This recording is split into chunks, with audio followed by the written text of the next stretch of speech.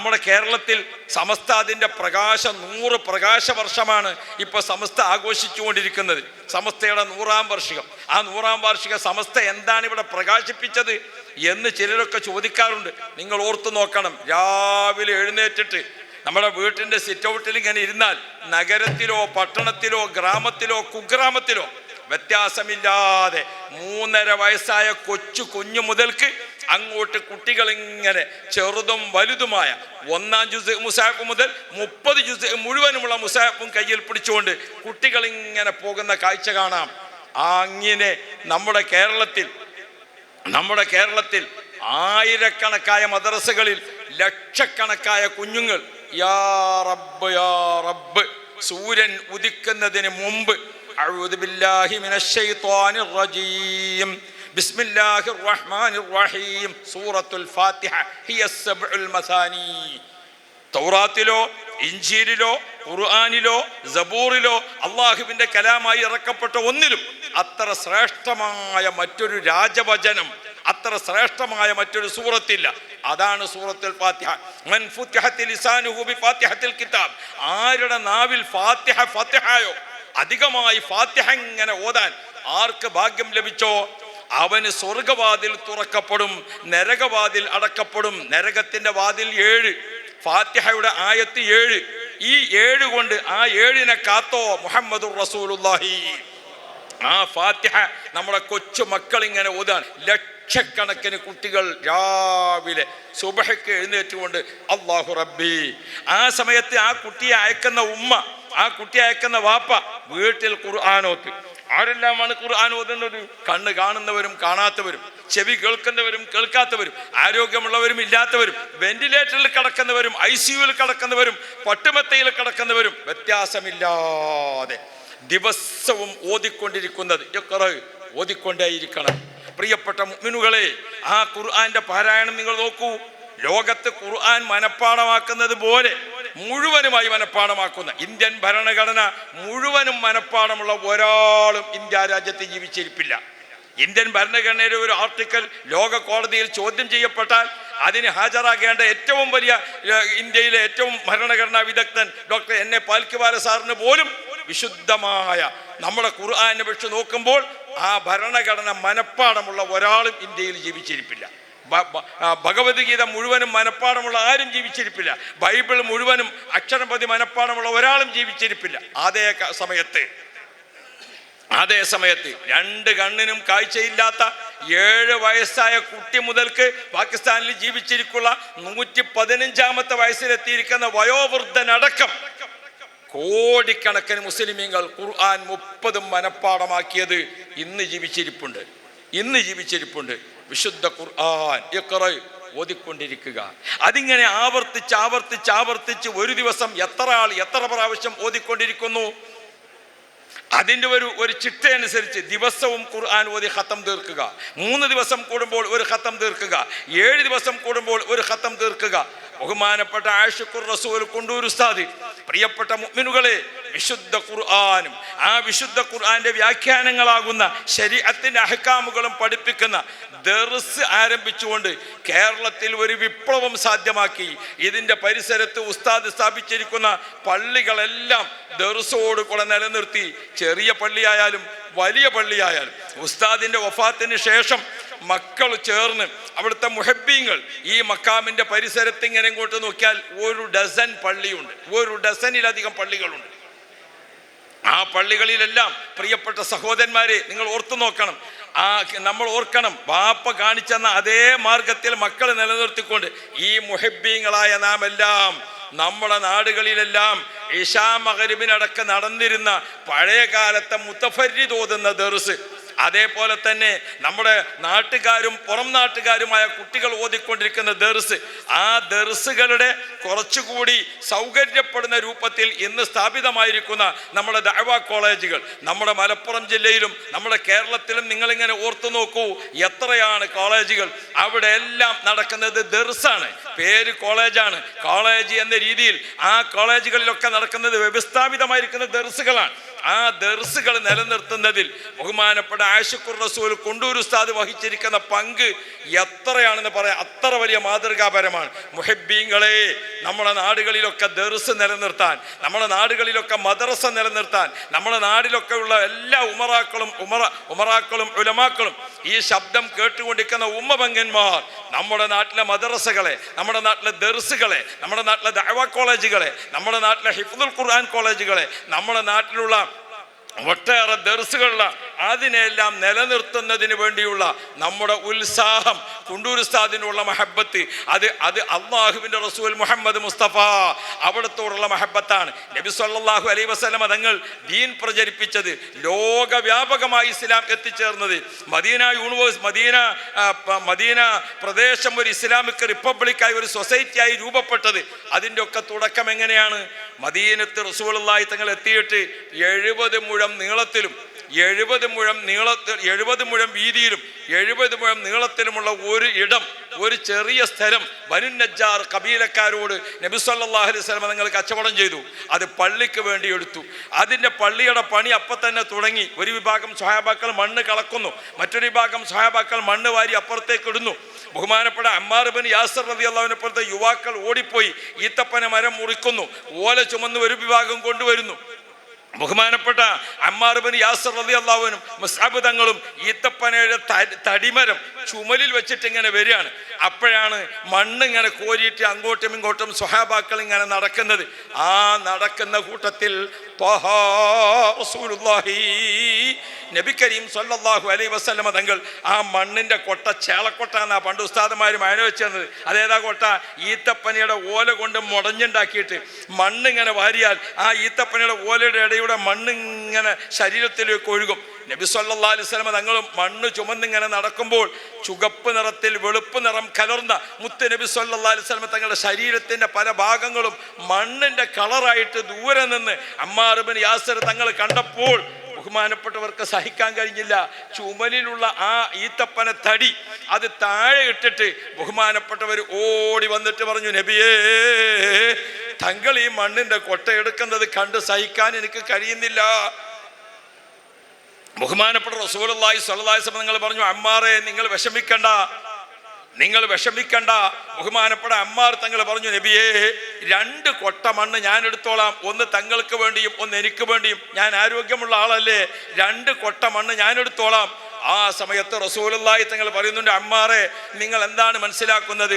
ബസറയിൽ നിന്ന് ഈത്തപ്പഴത്തിൻ്റെ കൊട്ട മാർക്കറ്റിൽ വന്നിട്ട് അത് അങ്ങോട്ടും ഇങ്ങോട്ടും എടുത്തു വെക്കുന്നത് പോലെയാണ് ഈ കാണുന്നതെന്ന് നിങ്ങൾ മനസ്സിലാക്കിയോ? നിങ്ങൾ 2 കൊട്ട മണ്ണെടുത്താൽ അതുകൊണ്ട് നിങ്ങളെ ഖബറിലേക്ക് നിങ്ങൾ പോകും, എൻ്റെ ഖബറിലേക്ക് ഞാനല്ലേ പോകേണ്ടത്. അതുകൊണ്ട് എൻ്റേത് ഞാൻ തന്നെ എടുക്കട്ടെ. മുഹമ്മദുർ റസൂലുള്ളാഹി. ഇതൊക്കെ നല്ല പോലെ ഉൾക്കൊണ്ട കുണ്ടൂർ ഉസ്താദ് നമ്മുടെ നാട്ടിൻ്റെ പരിസരത്ത് ഇങ്ങനെ ചോദിച്ചു നോക്കൂ, നാട്ടുകാരോട് ചോദിച്ചു നോക്കൂ, അനുഭവിച്ചവരോട് ചോദിച്ചു നോക്കൂ. ഉസ്താദ് ഈ ഭാഗങ്ങളിലൊക്കെ സുബ്ഹാനല്ലാഹ് പള്ളിപ്പണി നടക്കുമ്പോൾ ഉസ്താദും ഒരു പണിക്കാരനാണ് ആ കൂട്ടത്തിൽ, റോഡ് പണി നടക്കുമ്പോൾ ഉസ്താദും ഒരു ജോലിക്കാരനാണ് ആ കൂട്ടത്തിൽ എന്ന് തോന്നിപ്പോകുമാർ ബഹുമാനപ്പെട്ട കുണ്ടൂർ ഉസ്താദ് വിനയത്തോടെ, സഹനത്തോടെ, സമാധാനത്തോടെ, സ്നേഹത്തോടെ ഒപ്പത്തിനൊപ്പം സഞ്ചരിച്ചുകൊണ്ട് മുത്തുനബിയുടെ ജീവിതം നമുക്കിങ്ങനെ കാണിച്ചു തന്ന ആളാണ് ബഹുമാനപ്പെട്ട ആശിഖുർ റസൂൽ കുണ്ടൂർ ഉസ്താദ്. മുഹബ്ബീങ്ങളെ, ഈ പരിശുദ്ധ റബീഉന്റെ പൊന്നമ്പിളി മാനത്ത് കണ്ടു എന്ന് മാസം ഉറപ്പിച്ചിരിക്കുന്ന ഈ സമയത്ത് മുഹബ്ബീങ്ങളായ നാം കുണ്ടൂർ ഉസ്താദിന്റെ വഴി സ്വീകരിച്ചുകൊണ്ട് ബഹുമാനപ്പെട്ട മാലിക്കി തങ്ങളെ വഴിയിൽ ബഹുമാനപ്പെട്ട കുണ്ടൂർ ഉസ്താദ് സഞ്ചരിക്കുന്നു. കുണ്ടൂർ ഉസ്താദിന്റെ വഴിയിൽ നമ്മളൊക്കെ സഞ്ചരിക്കുമ്പോൾ തീർച്ചയായും ഇൽമിനെ സ്നേഹിച്ചുകൊണ്ട്, ആലിമീങ്ങളെ സ്നേഹിച്ചുകൊണ്ട്, മുതഅല്ലിമീങ്ങളെ സ്നേഹിച്ചുകൊണ്ട്, പള്ളി മദ്രസകളെ സ്നേഹിച്ച് ബഹുമാനിച്ചുകൊണ്ട്, അള്ളാഹുവിൻ്റെ കിതാബുകൾക്ക് അർഹമായ ആദരവുകൾ നൽകിക്കൊണ്ട്, അങ്ങനെ അള്ളാഹു മഹബത്ത് വെച്ചതിനെ മഹബത്ത് വെച്ച്, അള്ളാഹുവിൻ്റെ റസൂൽ മഹബത്ത് വെച്ചതിനെ മഹബത്ത് വെച്ച്, അള്ളാഹു ആദരിച്ചതിനെ ആദരിച്ച്, അള്ളാഹുവിൻ്റെ റസൂൽ ആദരിച്ചതിനെ ആദരിച്ച്, ഇസ്ലാമിൻ്റെ അഹ്ലുസുന്നത്ത് വൽ ജമാഅത്തിൻ്റെ അടിത്തറയിൽ നിന്നുകൊണ്ട് മാത്രം നമ്മുടെ ഈമാനെ ശക്തിപ്പെടുത്തിയെങ്കിൽ നമുക്ക് ആഖിറം രക്ഷപ്പെടുകയുള്ളൂ.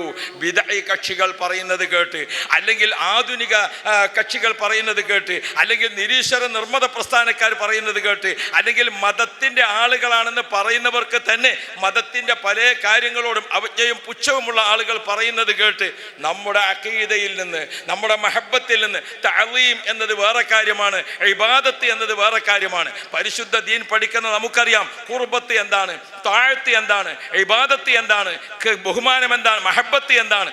ബഹുമാനപ്പെട്ട റസൂലുള്ളാഹി സ്വല്ലല്ലാഹി അലൈഹി വസല്ലം തങ്ങൾ ദീനിൽ നമുക്ക് മഹബത്ത് വെച്ചതിനെ നാം മഹബത്ത് വെക്കണം. അതാണ് നമുക്ക് വേണ്ടത്. ആ മഹബത്തിൽ നാം എപ്പോൾ പുറകോട്ട് പോകുന്നുവോ തീർച്ചയായും നമ്മുടെ ഈമാൻ നഷ്ടപ്പെട്ടു പോകും. തീർച്ചയായും ഈമാൻ കാത്തു സൂക്ഷിക്കാൻ സാധിക്കണോ, ആഖിബത്ത് നന്നായി ലാ ഇലാഹ ഇല്ലല്ലാഹ് ചൊല്ലി പുഞ്ചിരിച്ച് മരിക്കാൻ സാധിക്കണോ, അള്ളാഹുവിനോടുള്ള മഹബത്ത്, മുത്തുനബിയോടുള്ള മഹബത്ത്, അള്ളാഹു മഹബത്ത് വെച്ചതിനോടുള്ള മഹബത്ത്, അങ്ങനെ ഹൃദയത്തിൽ നിന്ന് വല്ലാത്തൊരു കണ്ണുനീര് വരണം. നമുക്ക് ഫയർഫോഴ്സ് വന്നാൽ പലപ്പോഴും തീ പിടിച്ച സ്ഥലത്ത് ഫയർഫോഴ്സുകളൊക്കെ എത്തി 3 ദിവസം തീ കെടുത്തിയിട്ടും തീ അണഞ്ഞില്ല എന്നൊക്കെ ചിലപ്പോൾ അഹമ്മദാബാദിൽ വിമാനത്തിന്റെ ദുരന്തമുണ്ടായി. അതിന്റെ തീ കെടുത്തിയ വാർത്ത വായിച്ചപ്പോൾ 3 ദിവസം തീ കെടുത്തിയിട്ടും ഇനിയും തീ കത്തിക്കൊണ്ടിരിക്കുന്നു, അല്ലെങ്കിൽ തീ കെടുത്തി പൂർത്തിയായിട്ടില്ല. പെട്രോളിയം കമ്പനികൾ ടാങ്കിന് തീ പിടിച്ചു, തീ കെടുത്തിയിട്ട് ഫയർഫോഴ്സുകൾ ധാരാളം, അത് കെടുത്താൻ സാധിക്കുന്നില്ല, തുടർന്നുകൊണ്ട്. ഇതൊക്കെ നമ്മൾ ഇടക്കിടക്ക് വാർത്ത വായിക്കാറുണ്ട്. എന്നാൽ ദുനിയാവിലുള്ള മുഴുവൻ തീയും ഒരുമിച്ച് കൂട്ടിയാൽ അതിൻ്റെ എത്രായിരം ഇരട്ടിയാണ് നരകത്തിൻ്റെ തീ. ആ നരകത്തിൻ്റെ തീ നമ്മളെ ഒറ്റയടിക്ക് വിഴുങ്ങി അങ്ങ് കരിച്ചു കളയാൻ കൊണ്ടുപോകുമ്പോൾ ആ സമയത്ത് ആള് കത്തിക്കൊണ്ട നരകാഗ്നിയുടെ ശക്തി കെടുത്തിക്കളയാൻ കഴിവുള്ള ഒരു വെള്ളം നമ്മുടെ കണ്ണിൽ അല്ലാഹു തആല തന്നിട്ടുണ്ട്. മഹബത്തിൻ്റെ കണ്ണുനീർ, ഖൗഫിൻ്റെ കണ്ണുനീർ, റജാഇൻ്റെ കണ്ണുനീർ. പ്രിയപ്പെട്ട സഹോദരന്മാരെ, 10 തരം കണ്ണുനീറുകൾ ഇമാം ഖുർത്തുബി റളിയല്ലാഹു അൻഹു ഫൽയദ്ഹഖു ഖലീലാ വൽയബ്കൂ കസീറാ എന്ന് പറഞ്ഞുകൊടുത്ത് രേഖപ്പെടുത്തിയത് കാണും. നമുക്ക് അള്ളാഹുവിനെ മഹബത്ത് വെച്ചുകൊണ്ട് എനിക്ക് കണ്ണ് തന്ന അല്ലാഹ് പടച്ചവനെ ഓർത്ത് കരയുക, എനിക്ക് നാവ് തന്ന അല്ലാഹ് റബ്ബിൻ്റെ സ്തുതിച്ചുകൊണ്ട് കരയുക, എനിക്ക് കൈകാലുകൾ തന്ന അല്ലാഹ്, എനിക്ക് ഭാര്യയെ തന്ന അല്ലാഹ്, എനിക്ക് ഉമ്മയെ തന്ന അല്ലാഹ്, എനിക്ക് മക്കളെ തന്ന അല്ലാഹ്, എനിക്ക് ഈ നിഅമത്തുകളൊക്കെ തന്ന അല്ലാഹ് അല്ലാഹ് അല്ലാഹ്. അപ്പൊ നമുക്ക് അള്ളാഹിനോട് വല്ലാത്ത ഒരു മഹബത്തിന്റെ ഒരു കണ്ണുനീർ. മുത്ത് റസൂൽ സല്ലല്ലാഹു അലൈഹി വസല്ലമ തങ്ങളാണ് നമുക്ക് അള്ളാഹുവിനെ നൽകിയത്, അള്ളാഹുവിനെ പഠിപ്പിച്ചു തന്നത്, അള്ളാഹു സുബ്ഹാനഹു വ തആലയിൽ നിന്ന് ഖുർആൻ നമുക്ക് വാങ്ങി തന്നത്, അഹ്കാമുകൾ നമുക്ക് വാങ്ങി തന്നത്. ലോകത്ത് കോടാനക്കോടി ജനങ്ങളിൽ നിന്ന് നമ്മെ വേർതിരിച്ചുകൊണ്ട് ജീവിതത്തിന്റെ 24 മണിക്കൂറും ചിട്ടപ്പെടുത്തിയ ഒരു ജീവിതം നമുക്ക് വരച്ച് കാണിച്ചു തന്നത് മുഹമ്മദുർ റസൂലുള്ളാഹ്. ഓരോന്നും ഇങ്ങനെ ഓർക്കുമ്പോൾ നബി തങ്ങളോടുള്ള മഹബത്ത്, ആ മഹബത്തിന്റെ കണ്ണുനീർ, ആ മഹബത്തിന്റെ കണ്ണുനീർ. സിദ്ദീഖ് തങ്ങളും ഉമർ ഖത്താബ് തങ്ങളും ഒരു ദിവസം ചർച്ച ചെയ്തു. നമുക്കൊന്ന് ഉമ്മു ഐമനെ കാണാൻ പോകല്ലേ. ആരാണ് ഉമ്മു ഐമൻ റളിയല്ലാഹു അൻഹ? മൻ സറഹു അൻ യൻദുറ ഇല ഇംറഅത്തിൻ തംശി ഇലൽ ജന്ന, സ്വർഗ്ഗത്തിലേക്ക് സഞ്ചരിക്കുന്ന പെണ്ണിനെ നിങ്ങൾക്ക് കാണണോ? ഉമ്മു ഐമനെ കണ്ടോ എന്ന് റസൂലുള്ളാഹി തങ്ങൾ പറഞ്ഞിരിക്കുന്ന സഹോദരിയാണ് ഉമ്മു ഐമൻ. കറുത്ത വർഗ്ഗക്കാരിയാണ്, വീട്ടുവേലയായി ജോലി ചെയ്തുകൊണ്ട് ജീവിക്കുകയാണ്. റസൂലുള്ളാഹിനെ പ്രസവിക്കുമ്പോൾ പ്രസവ ശുശ്രൂഷയുടെ കൂട്ടത്തിൽ ഉൾപ്പെട്ടിരിക്കുന്ന സഹോദരി ഉമ്മു ഐമൻ. ഖദീജ ബീബി റളിയല്ലാഹു അൻഹയെ മുത്തുനബി കല്യാണം ചെയ്തു, അവിടെ ശുശ്രൂഷക്ക് ഉമ്മു ഐമൻ. ഖദീജ ബീബി റളിയല്ലാഹു അൻഹ പ്രസവിക്കുമ്പോൾ അവിടെ ശുശ്രൂഷക്ക് ഉമ്മു ഐമൻ. ബഹുമാനപ്പെട്ട റസൂലുള്ളാഹിക്ക് മോളുണ്ടായി, ആ മോള് ഫാത്തിമ പ്രസവിക്കുമ്പോൾ അവിടെ ശുശ്രൂഷക്ക് ഉമ്മു ഐമൻ. റസൂലുള്ളാഹി വഫാത്തായി പിന്നെയും കുറച്ച് കഴിഞ്ഞിട്ടാണ് ഉമ്മു ഐമന്റെ വഫാത്ത്. ആ ഉമ്മു ഐമൻ ജീവിച്ചിരിക്കുമ്പോൾ സിദ്ദീഖ് തങ്ങളും ഉമർ ഖത്താബ് തങ്ങളും കൂടി നമുക്കൊന്ന് ഉമ്മാനെ കാണാൻ പോവുക. റസൂലുള്ളാഹി ഉള്ള സമയത്ത് പലപ്പോഴും കണ്ടിരുന്ന ഉമ്മയല്ലേ. അവർ രണ്ടുപേരും ഉമ്മു ഐമന്റെ വീട്ടിലേക്ക് അങ്ങോട്ട് കയറുമ്പോൾ രണ്ടാളെ കണ്ണിൽ നിന്നും കുടുതുകുട കണ്ണുനീര് വന്നു. ബഹുമാനപ്പെട്ട ഉമ്മു ഐമൻ തങ്ങളും കരഞ്ഞു. അവർ 3 പേരുടെയും കണ്ണുനീർ അത് മഹബത്തിന്റെ കണ്ണുനീരായിരുന്നു, മഹബത്തിന്റെ കണ്ണുനീരായിരുന്നു. ആ മഹബത്തിന്റെ കണ്ണുനീർ നരകാഗ്നി കത്തിജ്വലിച്ച് നിൽക്കുമ്പോൾ നമുക്ക് നേരെ വരുന്ന നരകത്തിന്റെ തീ കെടുത്തിക്കളയാൻ ആ മഹബത്തിന്റെ കണ്ണുനീരിന് കഴിവുണ്ട്. മുഅ്മിനുകളെ, നാം മഹബത്തിന്റെ കണ്ണുനീർ ഒഴിക്കണം. അല്ലാഹ്, ഒരു സിഗരറ്റ് വലിക്കുന്ന ആള് തല മാറി വലിച്ചാൽ ചുണ്ടാകെ പൊള്ളിപ്പോകും, അതിൻ്റെ ചൂട് സഹിക്കാൻ കഴിയില്ല. എങ്കിൽ നരകത്തെപ്പറ്റി ഓർത്തുകൊണ്ട് ഖൗഫിൻ്റെ കണ്ണുനീര് വരണം. അത് നരകത്തിൻ്റെ തീ കെടുത്തിക്കളയും. കണ്ണുനീരിന് വല്ലാത്ത വിലയുണ്ട്. ബൈഅത്തുർ റിദ്വാൻ നടക്കുകയാണ്. ആ മരച്ചുവട്ടിൽ 84 സ്വഹാബാക്കളുണ്ട്. അവരൊക്കെ മുത്തുനബിയെ ബൈഅത്ത് ചെയ്തു, എല്ലാവരും ബൈഅത്ത് ചെയ്തു. അവസാനം 84ാമത് ബൈഅത്ത് ചെയ്യുന്നത് ആരാണ്? ഉഖബത്ത് ബിൻ ആമിർ റളിയല്ലാഹു അൻഹു. മഹാനവറുകൾ ചോദിക്കുന്നുണ്ട്, നബിയെ, ഈ ബൈഅത്ത് കൊണ്ട് ഞങ്ങൾക്ക് എന്തൊക്കെയാണാവോ നേട്ടം കിട്ടാൻ പോകുന്നത്? അല്ലാഹുവിൻ്റെ റസൂൽ പറഞ്ഞു, ഷഹാദത്ത് കലിമ ചൊല്ലിക്കൊണ്ട് ബൈഅത്ത് ചെയ്തവർക്ക് ദുഖൂലുൽ ജന്ന, സ്വർഗ്ഗപ്രവേശമാണ് നിങ്ങൾക്ക് കിട്ടാവുന്ന ഏറ്റവും വലുത്. അവസാനത്തെ സ്വഹാബി ബൈഅത്ത് ചെയ്യുമ്പോൾ ഇതങ്ങ് പറഞ്ഞ സമയത്ത് മുകൾ ഭാഗത്ത് നിന്ന് കണ്ണുനീരിങ് ഉറ്റി വീണു. റസൂലുള്ളാഹി തങ്ങൾ നോക്കുമ്പോൾ ഇതൊക്കെ കണ്ട് സാക്ഷ്യം വഹിച്ച് നിൽക്കുന്ന ആ മരം കരയുകയാണ്. ആ വൃക്ഷത്തിൻ്റെ കണ്ണുനീരിങ്ങോട്ട് വീണപ്പോൾ റസൂലുള്ളാഹി തങ്ങൾ ചോദിച്ചു, മാലക്കി, നിനക്ക് എന്ത് പറ്റിപ്പോയി? ആ സമയത്ത് റസൂലുള്ളാഹിനോട് ആ മരം പറയുന്നു, നബിയേ, എൻ്റെ തണലിലിരുന്നു കൊണ്ട് നിങ്ങളൊക്കെ ബൈഅത്ത് ചെയ്ത് നിങ്ങളൊക്കെ സ്വർഗത്തിലെത്തും, ഞാനിവിടെ കടന്ന് ഉണങ്ങി, എൻ്റെ ഇലകളൊക്കെ കൊഴിഞ്ഞുപോയി, എൻ്റെ പൂക്കളൊക്കെ കൊഴിഞ്ഞുപോയി, ഞാനങ്ങനെ ചുള്ളിയൊക്കെ നഷ്ടപ്പെട്ട് ഞാനങ്ങനെ ഉണങ്ങി തീരുകയല്ലേ.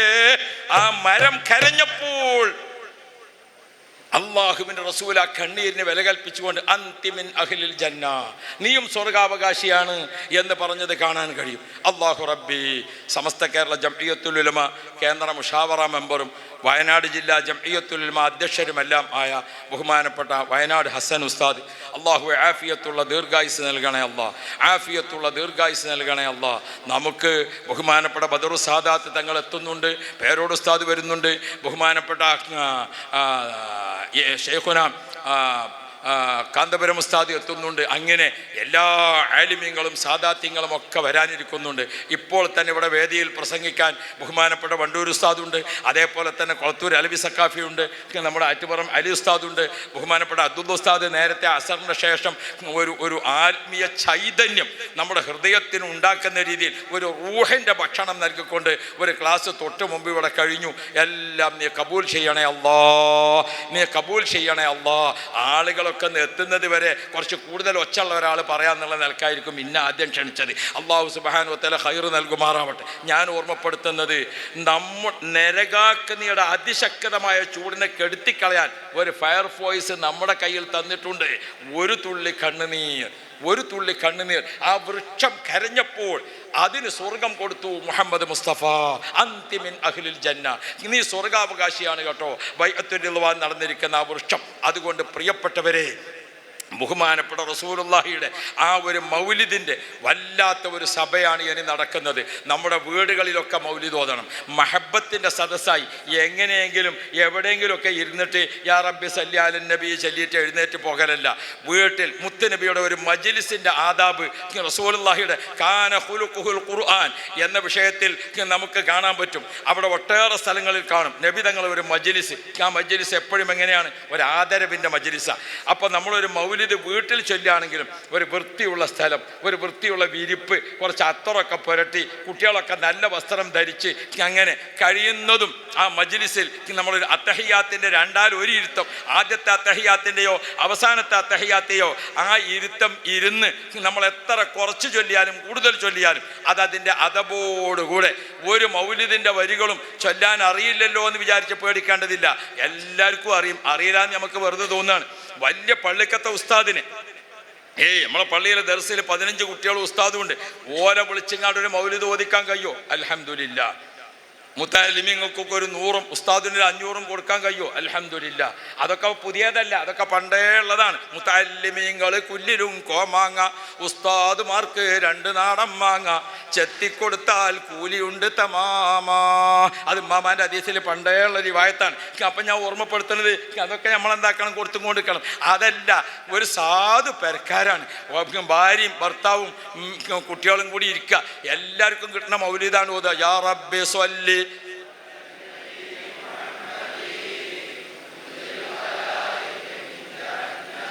എല്ലാവർക്കും മൗലൂദ് കിട്ടുമല്ലോ. ഇതിനേക്കാൾ മുന്തിയ ഒരു മൗലൂദ് കിട്ടാനില്ല. മുത്തുനബിയെ നാളെ ആഖിറത്തിൽ വരുമ്പോ നരകത്തിലേക്കെങ്ങാനും വിധിക്കപ്പെട്ട് പോകേണ്ടി വന്നാൽ എൻ്റെ അരക്കെട്ടിനെ പിടിച്ചിട്ട് എന്നെ അവിടെ നിന്ന് രക്ഷപ്പെടുത്തിയിട്ട് യാ റബ്ബി സല്ലിം സല്ലിം എന്ന് പറഞ്ഞ് രക്ഷപ്പെടുത്താനുള്ള നബിയേ എന്നെ കാക്കണേ എന്ന് പറയുന്നതാണ്. സ്വലാത്തും വ തസ്ലീമും വ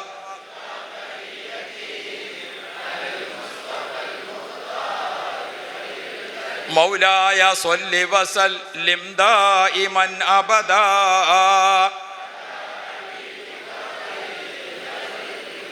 സ്വല്ലി റബ്ബൽ ആലമീന അലാ.